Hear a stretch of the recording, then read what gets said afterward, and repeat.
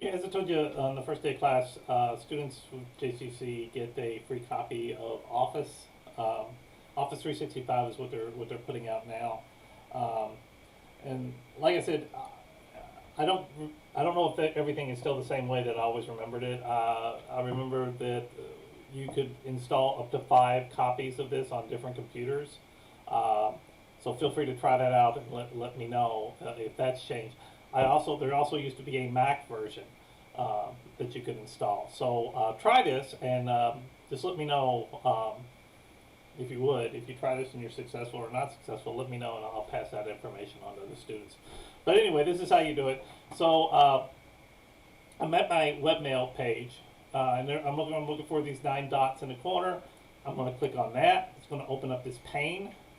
And from here, I'm going to click Office 365. Now, there is a web version of this that you can use, but this is Office 365. This is how you install it actually on your computer. So I'm going to click on that, and this will take me to this window. And I'm going to click on Install Office, and I'm going to click on the very first one here, the top one, Office 365 Apps. I'm going to click on that. I'm using Chrome, so I get a little button down here at the bottom that says that it's downloaded. And once I click this, it's going to start the install.